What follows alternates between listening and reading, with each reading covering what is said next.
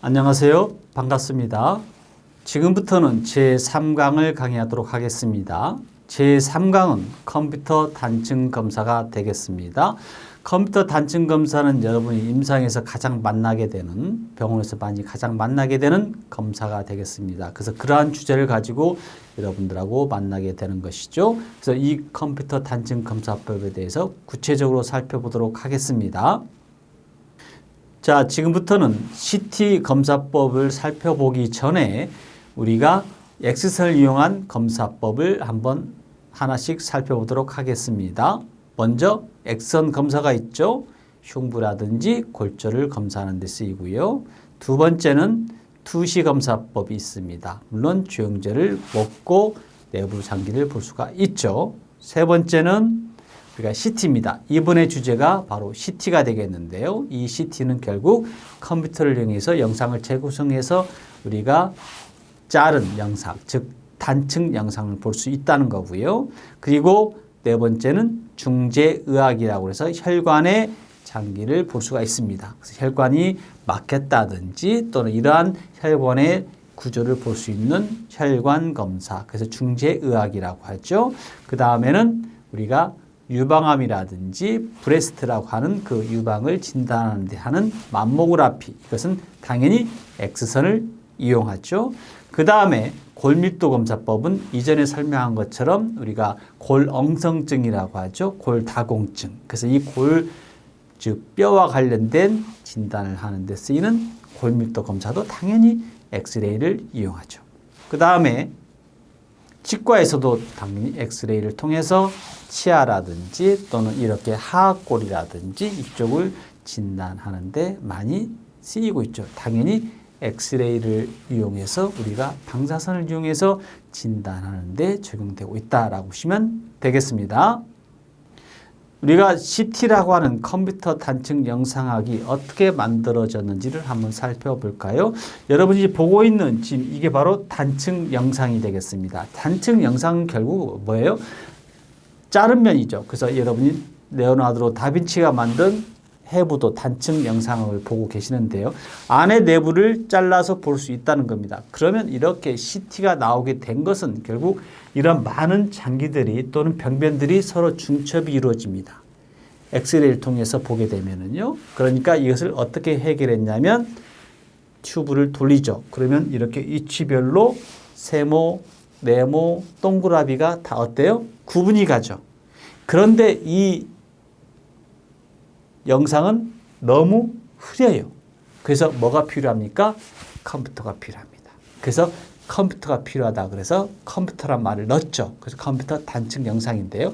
컴퓨터의 역할은 이 흐린 영상을 아주 좋게, 그러니까 이미지가 우수하게 만들어내는 거죠. 그래서 이것을 우리는 CT라고 보시면 되겠습니다. 우리나라 말로는 컴퓨터 단층 영상학이 되겠네요.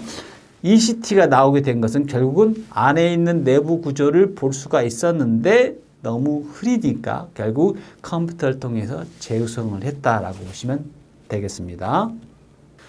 이전에 컴퓨터가 나오게 되고 컴퓨터를 이용해서 재구성을 통해서 영상을 만들어낸다고 했는데요. 결국 이 엑스레이를 이용해서 CT는 결국 컴퓨터를 이용해서 영상을 재구성을 했다는 거죠. 결국 이 CT의 결국 물리적인 내용을 보면 엑스레이가 필요하고 컴퓨터가 필요하고 그 다음에 안에 있는 내부 구조를 볼 수 있다는 겁니다. 그러면 안에 있는 내부 장기들은 뭐가 있습니까?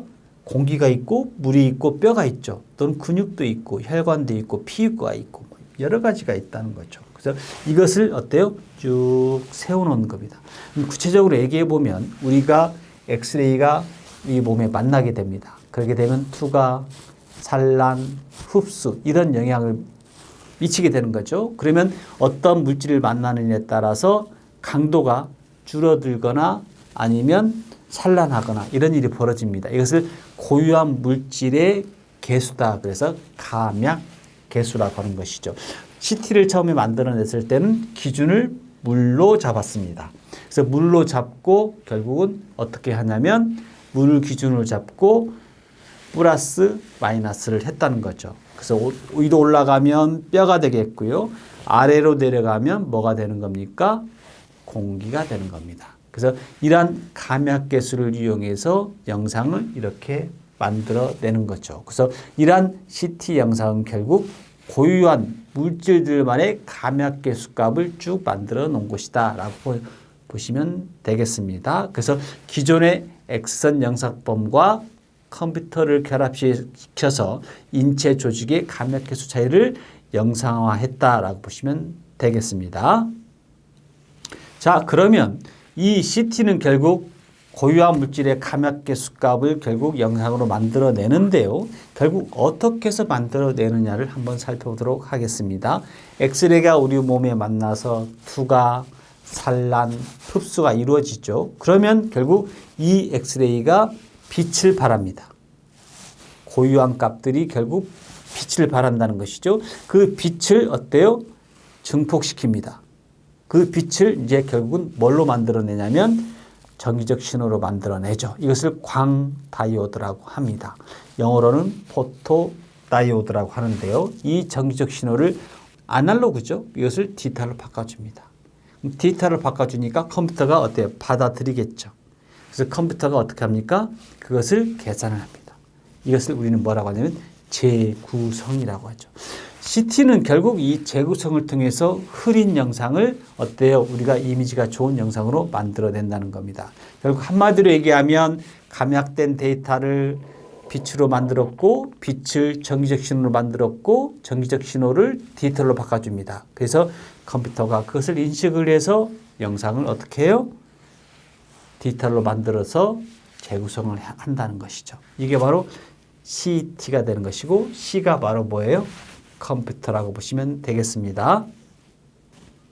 다시 한번 설명드리면 CT는 우리가 우리 몸에서 엑스선을 이용해서 조사를 통해서 거기에 각각의 감약이 되는데 그 감약된 데이터를 우리가 얻는 것이죠. 보시면 뼈와 연부조직과 공기가 보시면 이렇게 다르죠. 물질들이. 그러니까 이러한 대조도 차이를 만들어낼 수 있다는 것이죠. 예를 들자면 뼈가 있고요.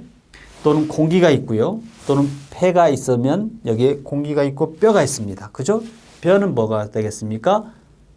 갈비뼈가 되겠죠. 또는 여기에는 공기가 차 있고요. 또는 심장이 있고요. 그래서 이렇게 많은 장기들이 서로 간에 고유한 물질들의 값을 가지고 있습니다. 이것을 우리는 감약계수라고 하고 이것을 농도로 만들어낸다는 거죠. 이것을 대조도라고 할 수가 있겠습니다. 그래서 이런 감약된 데이터를 우리가 컴퓨터를 통해서 재구성을 통해서 이렇게 좋은 영상으로 만들어낸다라고 보시면 되겠습니다. 그래서 우리가 알고 있는 여러분의 CT는 엑스레이가 필요하고 컴퓨터가 필요하고 또는 검출기가 필요하고 또 뭐 전기가 필요하겠죠. 그래서 영상을 만들어내는데 일조한다라고 보시면 되겠고 결국은 그 값들은 감약된 데이터 값이다.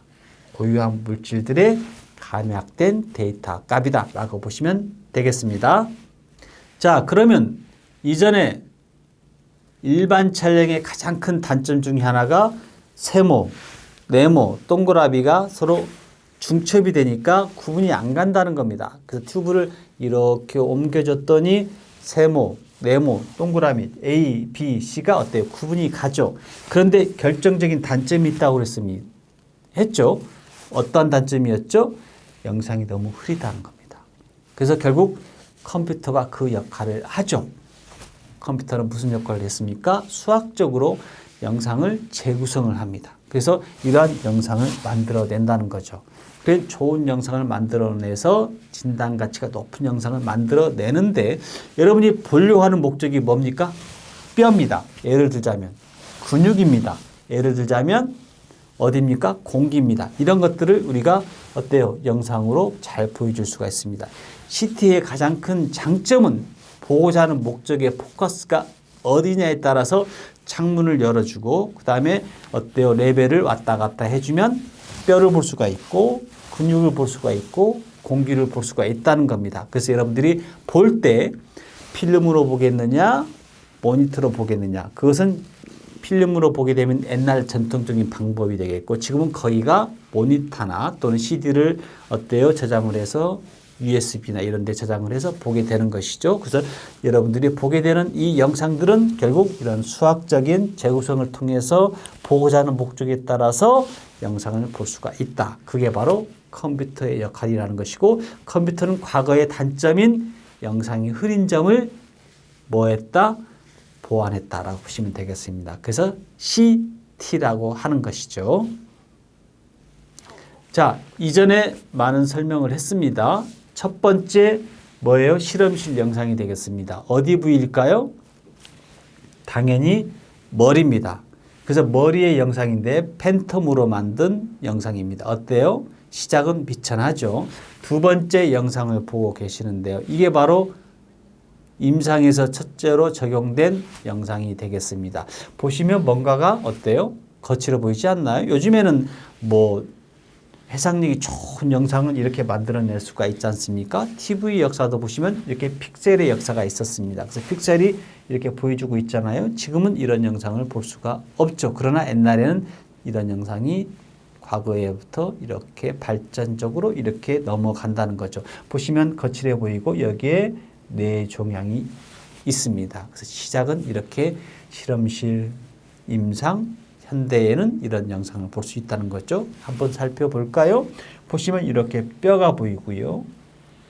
뇌가 보이네요. 여기에는 뭐가 차 있습니까? 물이 차 있습니다. 그래서 이런 CT 영상을 보고 뇌 종양, 뇌출혈, 그 다음에 뇌수두증, 그 다음에 여러 가지의 또 뭐예요? 진단을 하는데 유용하게 적용될 수 있다는 거죠. 그래서 여러분들이 아마 병원에 가면 CT 검사를 해야 되겠는데요. 그러면 안에 있는 내부 구조를 보겠다. 이렇게 이해하시면 되겠습니다. 물론 CT는 엑스레이를 이용하죠. 최초의 엑스레이 CT 영상을 보고 계십니다. 자, 여기는 뭘까요? 제너레이트라고 해서 조작하는 곳이 되겠고요. 여기가 겐트리라고 해서 엑스레이 튜브가 들어있고 디텍터가 들어있습니다. 그래서 머리가 이렇게 들어가죠. 여기는 뭐라고 합니까? 테이블이라고도 하고 또는 카우치라고도 얘기하죠. 그래서 환자가 누우면 머리가 이렇게 들어가죠. 이 검사는 머리 전용입니다. 그래서 보시면 이걸 EMI 스캐너라고 하죠. EMI라는 회사에서 최초로 만들어냈기 때문에 EMI인데요. EMI는 여러분이 아마 음악 관련된 CD를 만들어내는 그런 회사라고 보시면 되겠고요. Electric and Musical Industries, 그래서 EMI가 되겠습니다. 최초의 CT 영상을 보고 계시네요. 그때는 두부, 그러니까 머리 전용이었다라고 보시면 되겠습니다. 시작은 이렇게 시작을 하죠. 그래서 지금은 머리뿐만 아니라 복부, 흉부 전체를 다 검사할 수가 있습니다. 최초의 CT 영상 기계를 봤고요. 보시면 이게 BJR이라고 되어 있는데요. B는 영국입니다. J는 저널, 그러니까 뭐 잡지란 뜻이고요. R은 레디올로지 영상입니다. 그래서 우리나라는 코리안을 씁니다. 여기는 브리티시란 뜻을 쓰고 있고요. 여기에 논문을 냈는데요. 최초의 CT 영상을 만들어낸 하나의 뭐예요? 다이어그램, 그림이 되겠습니다. 이렇게 기구를 만들어서 결국은 조합을 해서 영상을 만들어냈다. 그 중에 보시면 하운스필드라고 보이시나요? 이분이 최초로 만든 엔지니어였습니다. 그래서 1979년에 노벨 생리의학상을 받게 되죠. 그래서 여러분들이 다시 한번 강조하고 싶은 것은 최초로 만들어내거나 증명을 하거나 이런 역사적인 사건이 이루어지면 논문을 내거나 특허를 내거나 혹은 책을 내거나, 그런데 엑스레이를 최초로 발견했던 1895년 렌트겐 교수님은 특허를 내지 않았다는 거죠. 왜 그랬을까요? 모든 인류에게 이 엑스레이를 어때요? 써라고 오픈한 겁니다. 왜냐하면 특허는 독점권을 가지고 있기 때문에 배타적이죠. 남이 함부로 쓸 수가 없습니다. 쓰려고 하면 로열티를 달라고 할 겁니다. 또는 법에 위배되죠. 그래서 이러한 특허를 내지 않았다는 겁니다. 그러나 이분은 첫째로 뭘 냈습니까? 논문을 냈죠. 그것을 이제 사람들이 증명을 했다는 겁니다. 그래서 결국 노벨 생리의학상을 받게 되는 결정적인 계기가 되는 거죠. 이전에 슬라이드에서 이렇게 장기들을 볼 수 있는 것은 결국 각각의 고유한 값을 가지고 있다. 예를 들자면 보겠습니다. 여기는 공기가 되겠고요. 여기는 뼈가 되겠네요. 여기 지금 물이 차여 있는 복수를 볼 수가 있고요. 간입니다. 최초의 역사적인 사건을 증명을 하게 되면 책을 내거나 논문을 내거나 혹은 특허를 냅니다. 이 하운스필드라는 엔지니어 분은 논문을 냈습니다. 보시면 여러분들이 알고 있는 이 논문이 아까 말한 BJR 영국 영상의학 잡지라고 그랬습니다. 보시면 영상에서 보시면 이렇게 복부를 보고 있는데요. 각각의 장기들의 물질에 어때요? 고유한 값을 가지고 있다. 물론 영어 기준을 잡았고 플러스 500은 뼈를 잡습니다. 마이너스 500은 공기를 잡습니다. 보시면 여기가 뼈입니다. 여기는 공기가 있고요. 여기는 간입니다. 여기는 이제 복수가 차 있는데요. 이러한 것들이 결국 고유한 값들이 차이를 보여주죠. 이것을 뭐라고 합니까? 대조도라고 합니다. 그래서 이러한 대조도 차이를 영상으로 만들어냈다는 것이죠. 그런데 이 영상이 어때요? 보기에 좋죠. 결국 컴퓨터가 일조를 합니다. 컴퓨터 역할은 뭘까요? 재구성을 했다는 겁니다. 그래서 이러한 논문을 통해서 결국 증명을 했고 결국 1979년에 노벨 생리의학상을 받게 되는 결정적인 계기가 되는 것이죠. 그래서 이러한 이벤트 또는 사건, 증명 이런 것들이 여러분들이 있다 그러면 특허, 책, 논문 이런 것들을 발표하면 좋겠습니다. 그래서 하운스필드 엔지니어가 발표했던 영국 의학 잡지를 여러분한테 소개했습니다.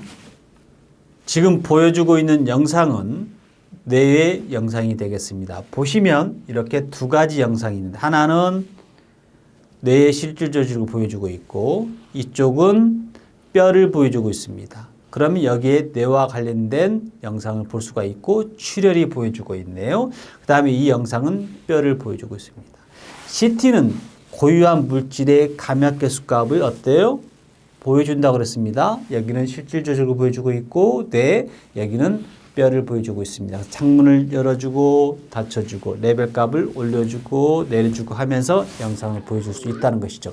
옛날에는 필름을 통해서 이렇게 볼 수가 있었지만 지금은 모니터를 통해서 마우스 수작을 통해서 인도 창문을 열어주고 닫아주고 레벨 값 올려주고 내려주고 하면서 영상을 볼 수 있다는 장점을 가지고 있습니다. 그래서 이렇게 보고자 하는 목적이 뇌의 실질 조직이냐 뼈냐에 따라서 우리가 구분할 수 있다는 것이죠. 그래서 여러분이 만약에 넘어졌다 그러면은 출혈이 발생했는지 아니면 뼈가 이상한지 아닌지를 확인할 수 있는 그런 인도 창문을 열어주고 닫혀주고 레벨 값을 올려주고 내려주고 하면서 확인할 수 있다는 CT의 가장 큰 장점을 볼 수가 있겠습니다.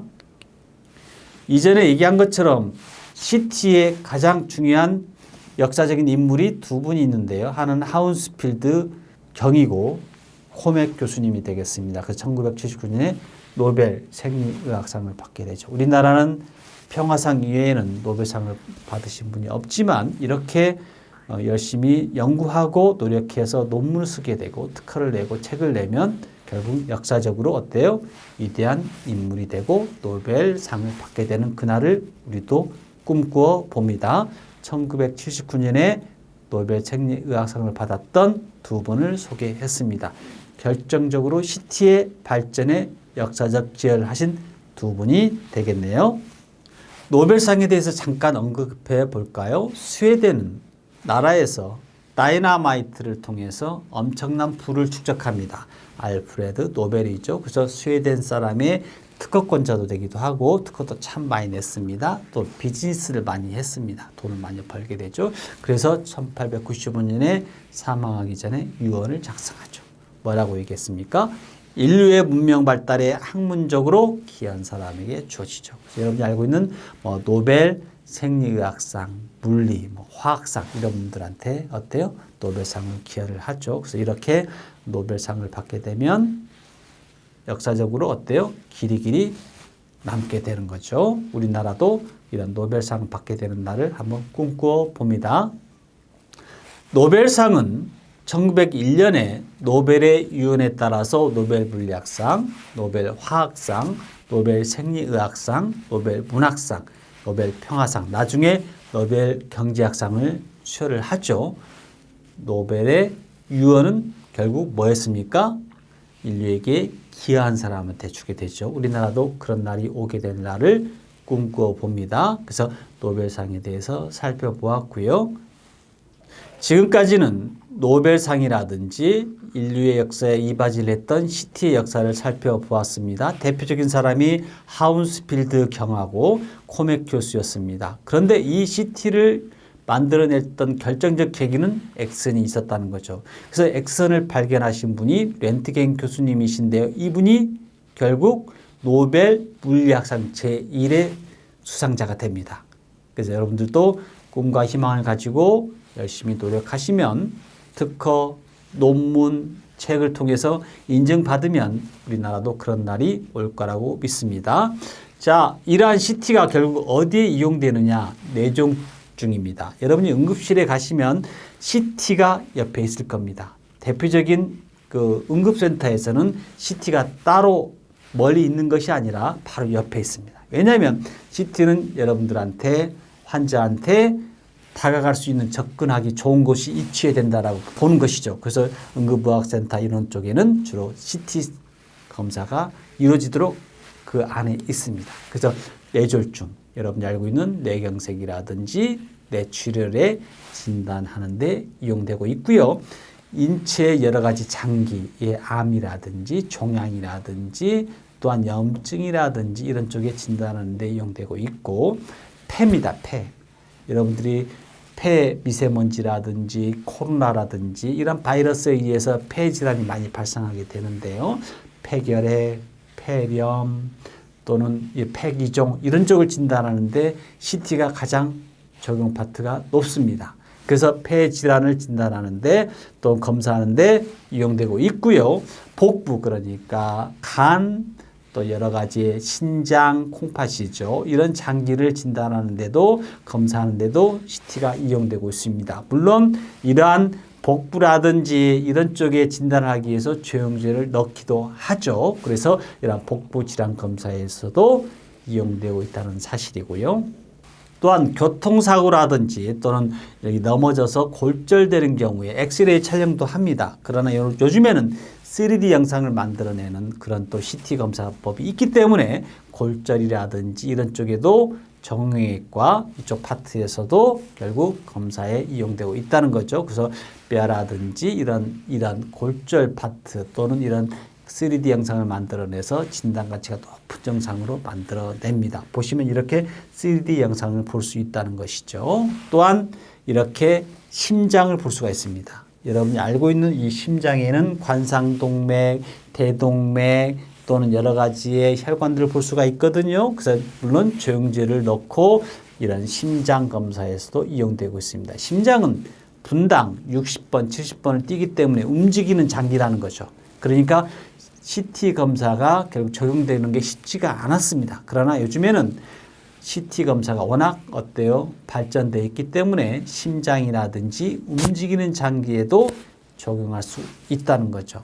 그리고 여러분이 축농증이라든지 중이염이라든지 이런 파트에도 이비인후과 적용할 수 있다는 것이죠. 감기에 걸렸는데 중이염이 걸렸습니다. 또는 여기에 수영을 했는데 귀에 물이 차가지고 염증이 생겼어요.